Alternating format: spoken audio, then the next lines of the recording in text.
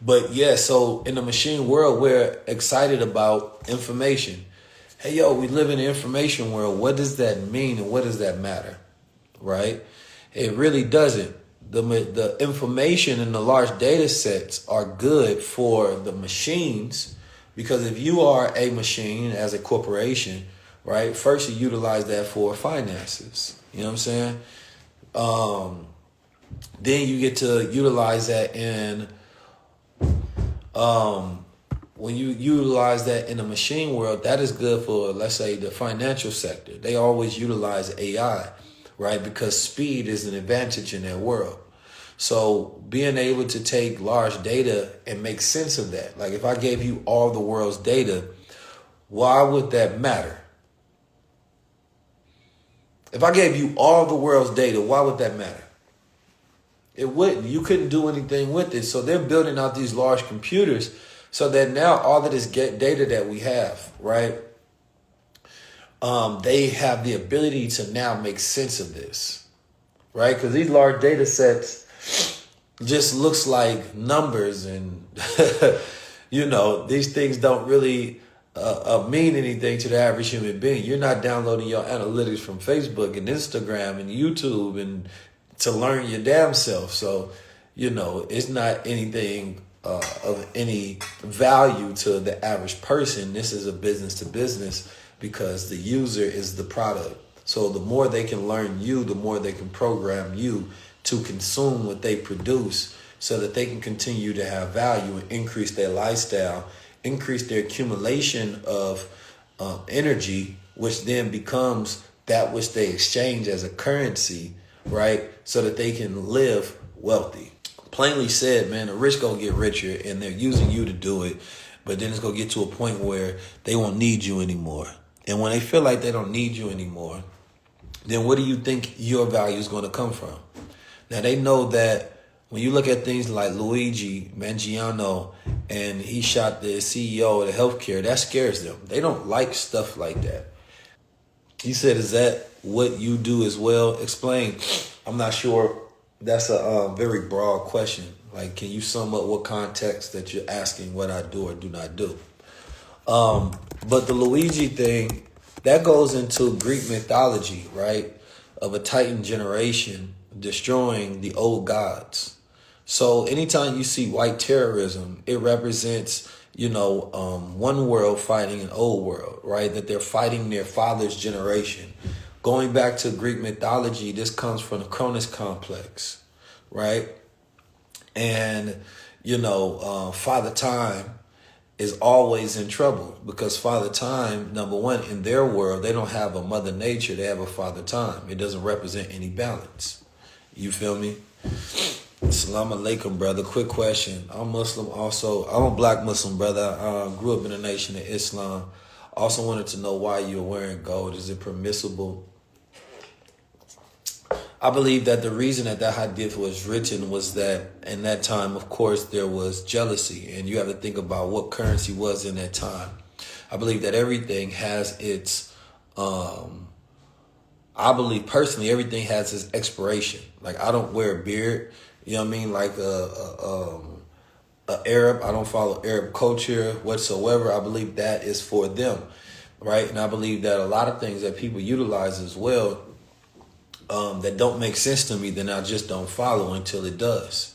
You know what I'm saying? Because I was taught Islam is mathematics, and specific, the Islam that we get here in North America, you feel me, is customized for the black American in America, right? And then we help popularize that religious freedom all throughout, right, the world.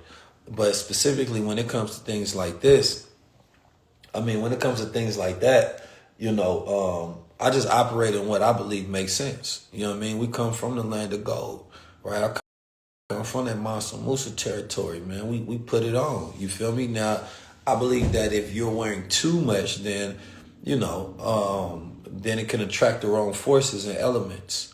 You know what I'm saying? But I don't see how that is, I don't see how that is going against God, right? Or makes a man less or more righteous. And I think that a lot of people follow and do things that make them feel less or more righteous than the next person, but it's not in their actual deeds, which is different. You know what I'm saying? I think that being a Muslim should be in your deeds. So a lot of religious people become so ritualistic that they believe in what they wear makes them holy, right? Instead of who they are and what they do, right? And treat people how you want to be treated and things of that nature. These are common sense rules of the element of a righteous person. You know what I'm saying? So it don't matter if you're Israelite. It don't matter if you're Moorish. It don't matter if you're Muslim. It don't matter if you're Christian. If you're not a good person, then that's not good religion. You know what I'm saying? So you have to ask yourself, what's your personal religion as far as the context of how you live your life and that constitution and what you rule by? Because a Muslim, Muhammad said every black person is a Muslim. They just don't know it yet. Because by definition, if I tell you the definition and you refuse to say you a Muslim, then that just means that you a Satanist. Because a Muslim just means one who submits his or her will to do the will of God. So why by definition you don't consider yourself to be Muslim? I'm trying to understand. Don't give me a Bible definition. I'm talking about logic definition. See, people want to argue about biblical scriptures. No, let's go from logical scriptures. You know what I'm saying? Like, let's just deal with logic. You got two men meeting the forest. It's just logic in between us. You got to deal with what makes sense, what's math. But a Muslim literally just means one who submits his or her will to do the will of God. So a person rejects the notion that, I'm not a Muslim. You're not rejecting, you're rejecting the connotation of what you were taught about, the ideas of what a Muslim is. So that's all emotions, because you never even knew the definition to say you're not something, right? So it doesn't really make sense. If you fit the description and you fit by definition and you live that lifestyle, that word was made for people who fit that lifestyle. You feel me? So I was even taught that, you know what I'm saying? Like a good Christian and a good Muslim who follow those tenets and those principles, they both the same to me, damn near. Because it's going to have you living God's will. Now, what the Satanists and what the Aleister Crowleys try to do is they say, do thou will. That's when man becomes corrupt and does what he wants to, regardless of moral implication and things of that nature, right?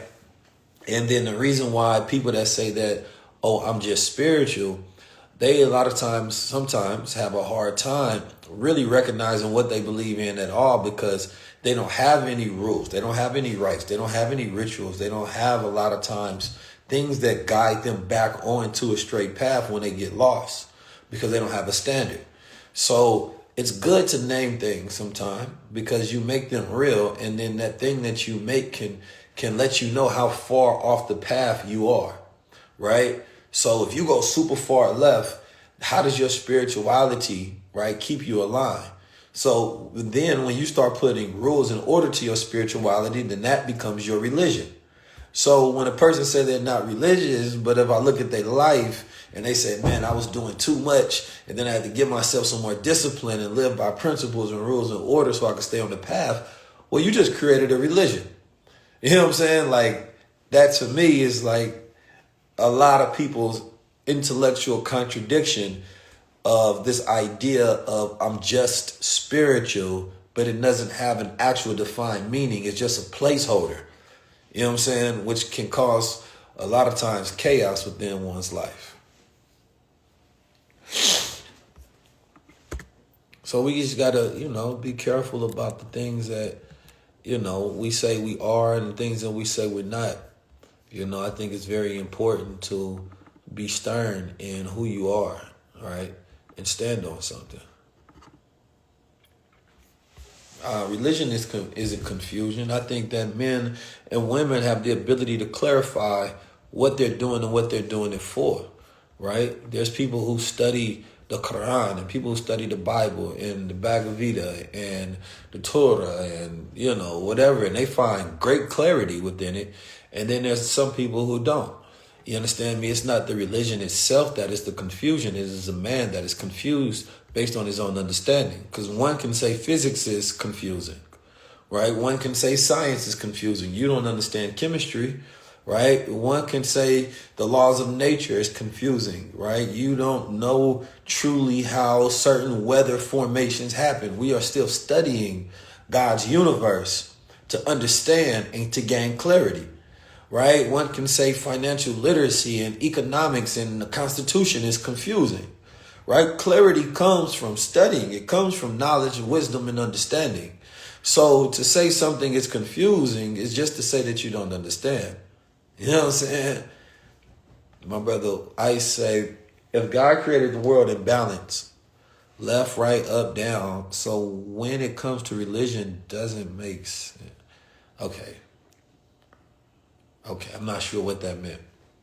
Let me say it again. If God created the world in a balance, he created the world in balance, left, right, up, down, then religion don't make sense.